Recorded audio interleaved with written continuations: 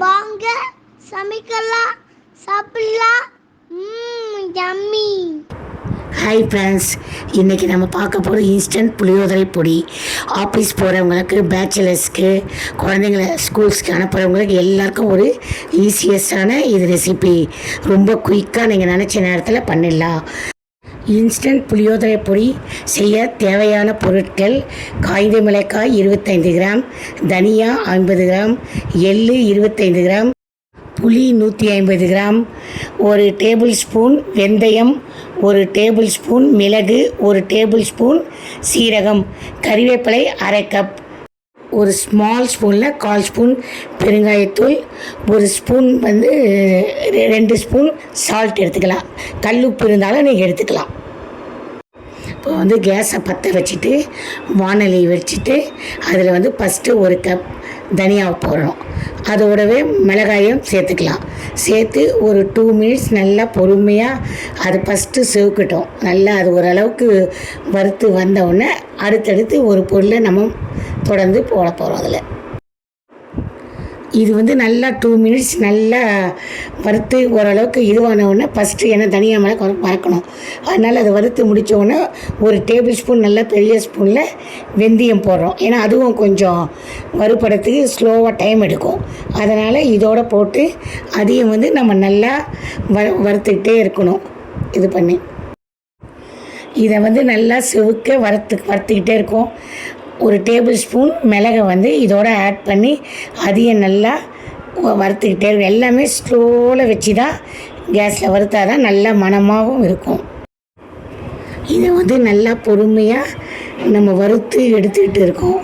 நல்லா அது பொறுமையாக வறுக்கும் போது அடுத்ததாக சீரகம் ஒரு ஸ்பூன் போடுறோம். ஏன்னா இதெல்லாம் லாஸ்ட்டாக போட்டால் தான் ரொம்ப, ஏன்னா சீரகம்லாம் குயிக்காக சிவந்துடும்.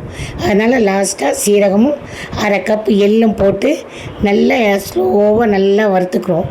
அது வறுத்துட்டு அப்படின்னா நல்லா ஒரு எள்ளுலேருந்து ஒரு மணமான ஸ்மெல் வரும். இதை நல்லா பொறுமையாக ஒரு செவுக்க நல்லா வறுத்துக்கணும். அதாவது கோல்டன் ப்ரௌன் கலர்ஸில் நல்லா வறுத்து எடுத்துக்கிறோம். ஏன்னா இது நம்ம புளியோதரை இது கூட ரெசிபி ஆல்ரெடி ஏற்கனவே நம்ம சேனலில் போட்டிருக்கோம். அது என்னென்னா தனியாக குழம்பு செஞ்சு புளிக்காய்ச்சல் பண்ணி புளியோதரை பொடி இது பண்ணி கலந்து பண்ணுற மாதிரி போட்டிருக்கோம். அதான் அதனால் இது ரொம்ப ஈஸியஸ்ட்டு.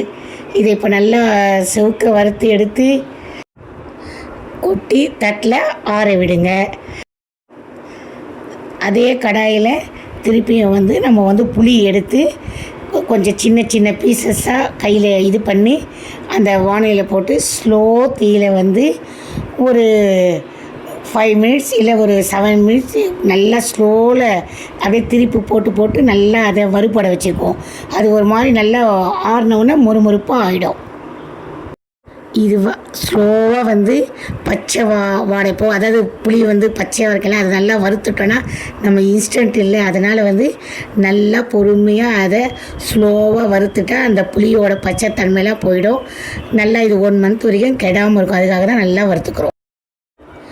இந்த புளியை ஒரு 5 or 7 மினிட்ஸ் நல்லா நம்ம வறுத்து எடுத்து தட்டில் இது பண்ணிக்கிறோம்.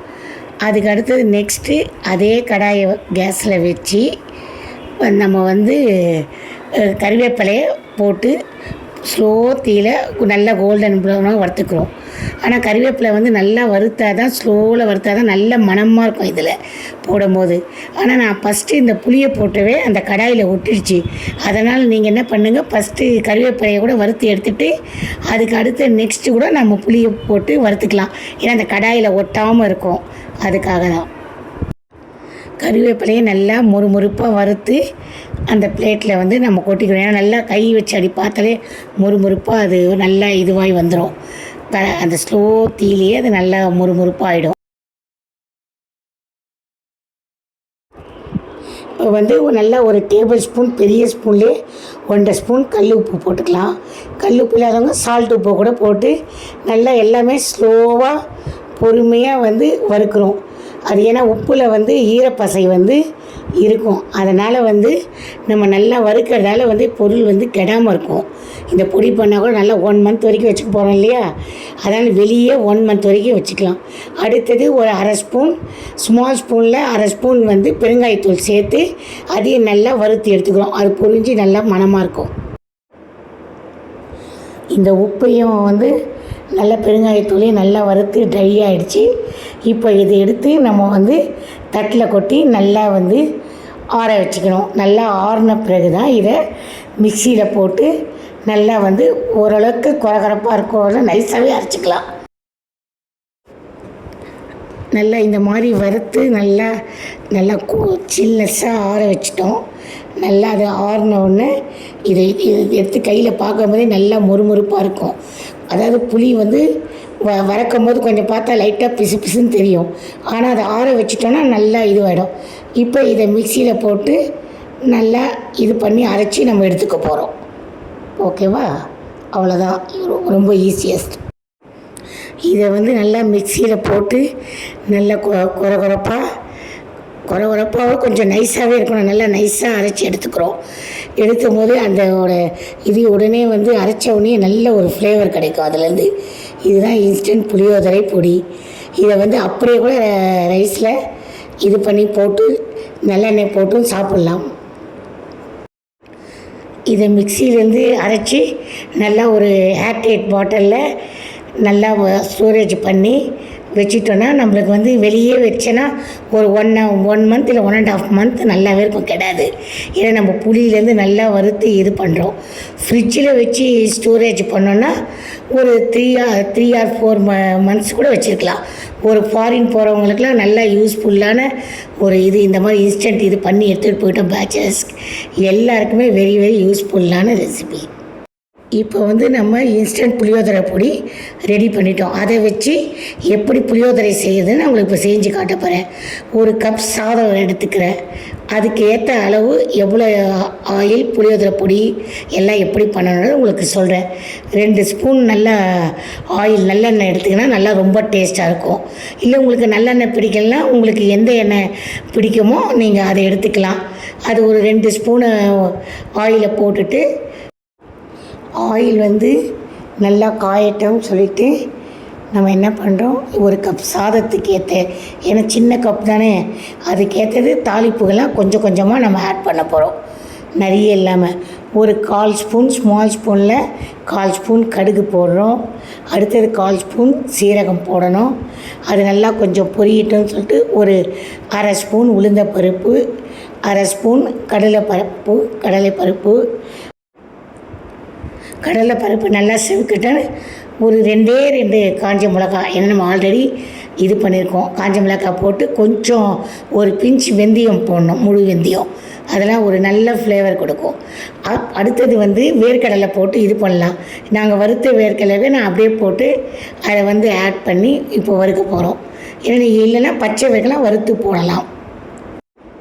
இதெல்லாம் கொஞ்சம் நல்லா செவந்து வர சமயத்தில் வந்து என்ன பண்ணுறோம், ஒரு ஸ்மால் ஸ்பூனில் ஒரு பிஞ்ச் அளவு பெருங்காயத்தூள் போடுறோம்.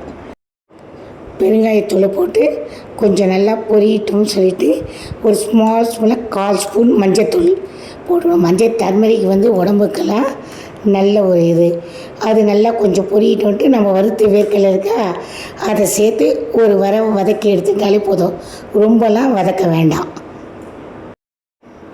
வேர்க்கடலை கொஞ்சம் நல்லா செவந்து வரும்போது நல்லா ஏற்கனவே வறுத்த வேர்க்கடலை, அதனால் அது நல்லா செவந்து வரும். அடுத்தது நம்ம எடுத்து வச்சு ஒரு கொத்து கருவேப்பிலை போட்டு நல்லா அது எண்ணெயிலேயே நல்லா பொரிஞ்சு வந்தால் தான் அதோடய ஃப்ளேவர் வந்து நமக்கு சூப்பராக இருக்கும். சாப்பிடும்போது கருவேப்பிலை உடலுக்கு வந்து நல்ல ஹெல்த்தான இது, நோய் எதிர்ப்பு சக்தியான ஒரு இது. அதனால் கருவேப்பிலையை நல்லா போட்டுக்கலாம், 2 கொத்து போட்டுக்கலாம். அடுத்தது இந்த பொடியை வந்து ஸ்மால் ஸ்பூனில் 2 ஸ்பூன் வந்து ஆட் பண்ணிக்கிறோம்.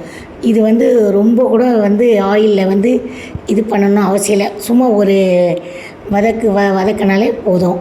அடுத்தது நம்ம எடுத்து வச்சு அந்த கப் சாதத்தில் ஒரு கொஞ்சம் எண்ணெய் ஊற்றி கூட ஒட்டாமல் அதை கலரியும் வச்சிடலாம். ஆறின சாதம், ஏற்கனவே சாதம் வடித்து ஆற வச்ச ரைஸ், அதில் சும்மா ஒரு 1/2 ஸ்பூன் எண்ணெய் கலந்து இது பண்ணால் ரைஸ் ஒன்றோட ஒன்று ஒட்டாமல் வரும். அதுக்காக தான் ஆயில் இது பண்ணிடும். ரொம்ப ஆயில் வேண்டாம்னா நம்ம இது பண்ண வேண்டாம், நீங்கள் சேர்த்துக்க வேண்டாம். இதை நல்லா போட்டு ஒரு கலரி விடணும். அதை ரொம்பலாம் கேஸில் வைக்க வேண்டாம், சும்மா ஜஸ்ட்டு கலர்னா போ. இதை நல்லா கலந்து கொஞ்சம் எடுத்து இது பண்ணி வாயில் வந்து உப்பு இருக்கான்னு போட்டு பாருங்கள். ஏன்னா நம்ம ஆல்ரெடி உப்பு அதுக்கு போதுமான அளவு போட்டு இப்போ ரைஸ் போட்டிருக்கோம் இல்லையா, அதுக்கு தேவையான உப்பு நம்ம சேர்க்கணும். அதனால் வாயில் போட்டு பார்த்துட்டு அவங்கவுங்க தேவைக்கேற்ப பொடி வேணாலும் ஆட் பண்ணிக்கலாம், உப்பு வேணாலும் ஆட் பண்ணிக்கலாம். இதோட கலரி கேஸ் ஆஃப் பண்ணிட வேண்டியது தான். ஈஸியான புளியோதரை ரெடி ஆகிடுச்சு.